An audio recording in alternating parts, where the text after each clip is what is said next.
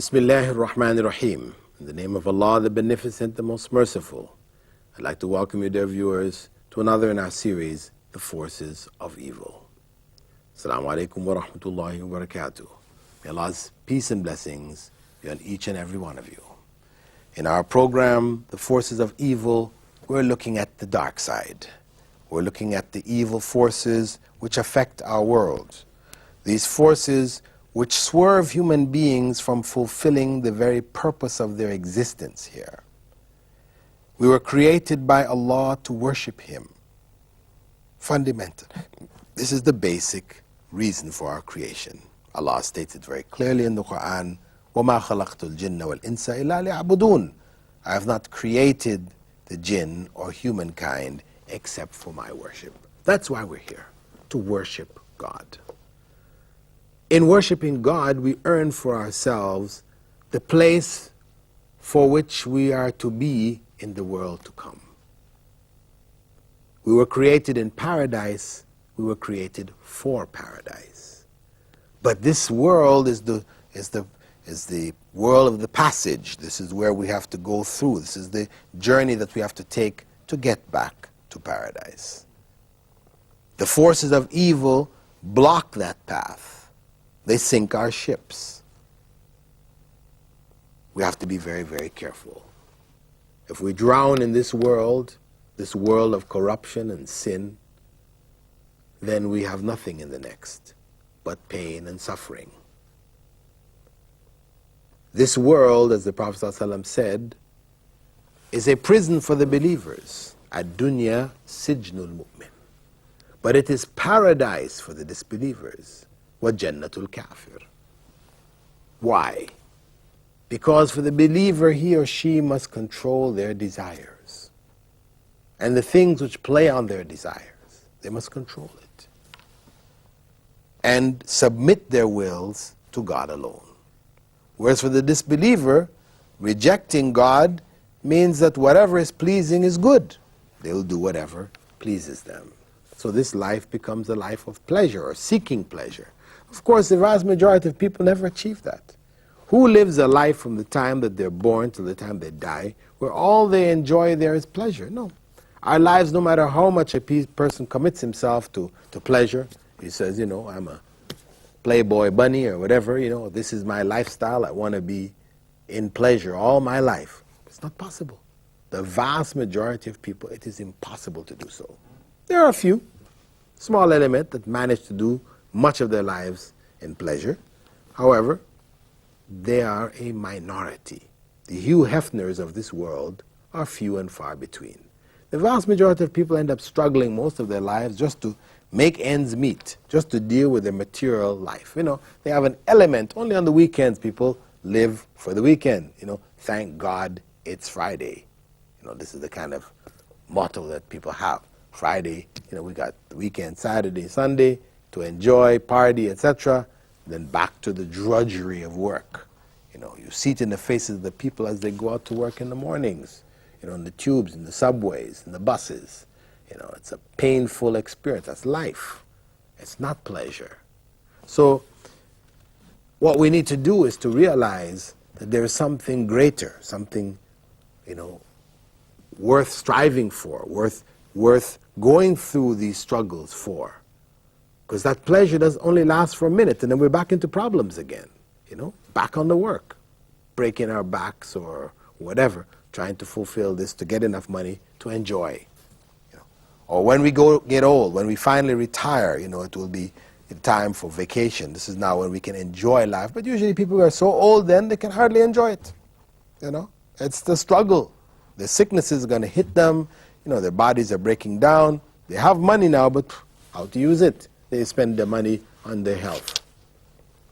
So we need to know where we're headed. As Stephen Covey says, begin with the end in mind. What is the end? It's paradise or hell. So if hell is our destiny, is our goal, this is what we're seeking, then of course we're going to focus on the things which will carry us there, the pleasurable things of this life. As Prophet ﷺ said, that the hellfire is veiled by desires. And paradise is veiled by things which our desires don't like, and things which we don't find desirable, things which are not that pleasant, you know. That's the reality. The hellfire is veiled by desires. حُجِبَتِ النَّارُ بِالشَّهَوَاتِ. So, if our goal is paradise, then we have to live a life in accordance with that goal. We have to live a life as if we're in a prison, controlled. We've created that prison for ourselves based on our belief that this world and this life is one in which we should commit ourselves to worshiping God. We should live a life accordingly. So we have to struggle against the things which, the forces of evil, which would break us free of that, which would remove the bars of the prison and throw us out into this world of pleasure and enjoyment, etc., where we lose track of our very purpose and end up in hell. In our previous session, we looked at how the media can make corruption appear good, focusing on alcohol, you know, because this is something which is strongly promoted in the media. I mean, intoxicants in general, but of course, cocaine, you know, and crack cocaine and heroin and these other things are sort of put down, but really what's the difference between them and alcohol? That's just a minor difference. Alcohol has been made permissible and allowable. In fact, they're struggling to make marijuana permissible in places like England and America. You know, you have elements that are trying to make it permissible. In some European countries, they do allow people to take it. You can go to cafes where you buy your marijuana and smoke up and, you know, enjoy. So the media tries to make these things attractive. The hard drugs tend to be, you know, downplayed, and, you know, there's a criminal activity connected to it and everything else, whereas alcohol, the soft drug, is basically promoted and encouraged, you know. And we talked about in previous sessions how it is really the source of much of the evil that is around us. Much of the evil has come out of intoxicants. There was a case of a man and woman just recently, just this year, it was in the newspaper. They were on a flight between New York and London. The man and woman, they're in first class, sitting next to each other. They don't know each other. First time they ever met on the plane. They're drinking alcohol. This hostesses provide them with alcohol. They get drunk enough. Next thing you know, they're involved in sexual activity right there on the plane. The people next to them in first class tell them, stop, stop. The hostess is coming trying to stop them, but they're intoxicated. They don't care anymore. Who cares? And the man was married. So was the woman. You know, when they got off the plane, they arrested them in London, etc. You know, for indecency, public indecency. Of course, from Islamic perspective, I mean, they both would have been executed.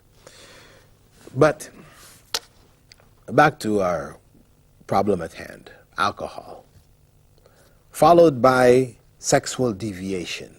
Sexual deviation meaning where one goes outside the bounds which God has set, because some people might say sexual deviation means, you know, bestiality or pedophilia and these kind of things, but no, it includes fornication and adultery. You know, fornication and adultery, which from the Western perspective is no longer considered to be something bad, you know, because the principle which determines what is permissible between people, you know, sexual relations between people, what determines it is the principle of consenting adults. As long as the people involved are adults and they consent, meaning it's not rape, you know, it's not pedophilia in the case of, you know, non-consenting, then it's permissible, and the government or whatever has no right to get involved. Nobody has a right to say anything. That's the basic principle governing now activities, sexual activities between human beings. And of course, homosexuality is now promoted through that same channel. They say, we are adults. We are consenting. So why should we not be allowed to engage in our activities? It's just a matter of choice. You've chosen to go the homosexual route, the heterosexual route, and then we've chosen the homosexual route. This is the argument which is being used. And this is sexual deviation. People break away from revelation the guidance of revelation, which promotes, honorable relationships between husband and wife, etc., etc. Once people throw those aside, we say we want a secular society, meaning that religion has no role to play in this process. So when we compare marriage and we compare fornication, what's the difference? It's only a piece of paper. Religion says you need that paper. We're not into religion, so let's drop it. As long as people consent, they're adults, that's okay. So that creates havoc in the society.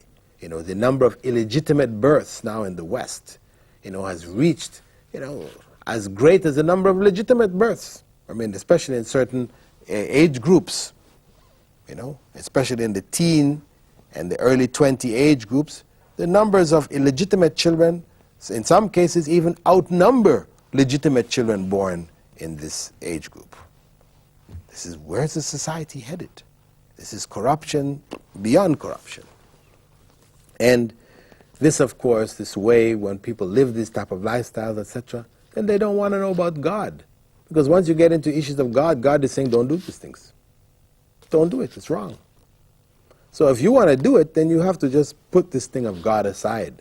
So this root, this desire which is played upon and encouraged and promoted in the movie industry and the novels and all these other kind of things, where adultery, fornication is made to seem attractive and beautiful to people, then it ultimately goes back and affects the foundation of the faith itself, where people don't want to have to deal with these issues of God, etc. I don't want to even think about it, as people will say. I don't have time to think about it. I'm too busy enjoying myself. So in this way, people, satanic forces have tricked people into forgetting God. The third big area that we were mentioned in the last program, we will be talking about in this segment, was that of music and singing. Music and singing. Now, this area, of course, Islam recognizes the nature of human beings to like song. A mother sings to her child. The child loves it. It soothes the child. The voice, very soothing. Everybody recognizes this. But Islam puts certain limits to it. Okay, mother singing to the child, young children singing for entertainment purposes of adults, etc., no problems. But adult females singing and adult males listening, this now is an area which Islam says no. Because that human voice is very attractive, very powerful, especially that of an adult female. It carries with it things that can stir up things within the males. That's why, Islam says no. Singing in this area, no. Furthermore, when that singing is accompanied by musical instruments, guitars and saxophones, pianos, and all these other kind of things, then this is also prohibited in Islam because of the way that these instruments tend to captivate the heart, to create an addiction in people for these things, so that when they feel bad, the first thing they will turn to is their favorite song. Turn it on. And I feel better now. It makes me feel good. It relaxes me or whatever. People are very much into that. Instead of turning to God, they end up turning to music. Music becomes like an intermediary, or actually something blocking their way to God. And music is everywhere. Music is everywhere. It has become so popular now, especially in Western civilization, you find, it's in the elevator, it's in the shopping centers, it's everywhere, it's in the barbershop, it's everywhere you go. You're going to buy your groceries, music is there. They've found it has this massive influence on people. So they've pumped it into our societies day and night. No room left to find any place of silence, for silent reflection. Hard to find today. And it has its role in corruption. It has its major role in corruption in the sense that if we look at the most, the element of the musicians, they are among the most corrupt elements of the society, if not the most. I mean, you see the amount of corruption that exists amongst them, the drugs and things like this. If music was such a good thing, as some people try to claim, no, it's good, you know.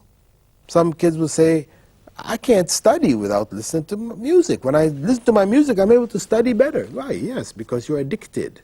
You know, just like a person who's addicted to cigarettes. If they don't have cigarettes, you know, they get the jitters, whatever else, then they have a difficult time studying, you know. But if they take a whiff and they smoke up and everything, okay, yeah, they can function well. It's because an addiction has been created, you know. And what is happening is that certain ideas now are, the music scene becomes a means of promoting the intoxicants and of promoting sexual deviation, you know. This becomes the medium for promoting these substances. And that's when you look in the clubs, look what's going on in the discos, etc. I mean, what's linked directly to the music is the alcohol. People don't go to a club and dance around for all these hours and they don't drink alcohol. They think they're just drinking apple juice or orange juice. No. These things are closely related. The intoxicants and the music. You know, as they say, sex, drugs, and rock and roll. You know, this is the life. This becomes the goal. And, you know, unfortunately, Muslims, I mean, even in their own areas which are more limited, you know, okay, we just have, you know, Quran, which is recited, males recite Quran, females recite Quran. But, you know, even in the area of females reciting Quran, where they're beautifying their voices, males are not supposed to listen to that. But now we even have Quran contests where females are up there performing for male audiences, you know. And again, this is a deviation. It's a step towards that corruption which is coming out of, you know, the Western civilization, and which has been embraced by much of Muslim civilization today. You know, not Islamic civilization in the sense that Islam opposes it, but Muslim civilization today has embraced it. You know, you can't, you know, you listen to all the Arab musicians and songs, and, you know, they become experts in and of themselves, you know. And one may be very shocked to hear that Islam actually is opposed to these musical performances and songs and this type of things, you know, when it's so popular in the Muslim world. But that is because the satanic forces have succeeded in making this so attractive that the prohibition which has been handed down for generations has been overcome by popular demand. By popular demand. That's the bottom line. So when we consider music and singing, we consider it as one of the ways, one of the instruments used by the satanic forces to make sin appear beautiful. Songs may be about, you know, fornication or adultery, you know, encouraging it, promoting it, you know, a variety of other sinful things. It's not to say every single song is, but a lot of the songs are. And of course, some people may raise the thing, well, okay, we just listen to Bach and Beethoven, and, you know, we're into classical music, not that other stuff. Yeah, we know, we can see that other stuff, when people listen to it, you know, they're jerking their bodies in this way and that way, you know, very, very corrupt-looking things. Huh? Whether you're watching Hindi movies and what comes along with it, you know, or Western movies, you know, they all seem to be focused on very corrupt musical activities. But now we're listening to Bach and Beethoven. This is very, you know, classical music, etc. You know, but the problem is with this is that Bach and Beethoven, they were the pop music of the 18th century, you know, the 16th century, 14th century. You know, that was their pop music. You know, that's the reality. I mean, we now look at it back at it as classical music, but in their time they were dancing to it, and their corruption was being carried on in that media. So music and singing are areas which, you know, the society has to be very careful of, because it carries with it is one of the powerful tools by which corruption, you know, deviation from the true path, the natural path, the path prescribed by God, takes place. It is an instrument of the satanic forces, you know, a very powerful instrument, as it captivates the heart so easily. A person who has listened to a song as a child, young person, when they grow old, they may be in their 60s or 70s, and somebody only has to play a couple of bars of this song, a couple of lines from it, and then the person remembers the whole thing again. It's there as if they just heard it that same day. Why? Because it locks in on the heart. And the heart which is filled with this kind of satanic music and singing, that heart cannot at the same time hold the Quran, divine revelation, the beauty of it, etc. The two cannot coexist. One displaces the other.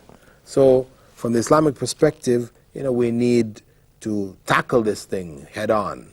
As Muslims, remove it from our homes, from our communities, relegate it to an element which is limited within the Islamic framework, which is acceptable, whether it's the recitation of the Quran or some singing, etc., during weddings and Eids and things like this, accompanied only by the duff, that hand drum, and not to get caught up in a variety of other musical instruments, which end up becoming or end up being a part of the prohibited elements of music. With that, dear viewers, I'd like to thank you for being with us in this segment of our program, The Forces of Evil.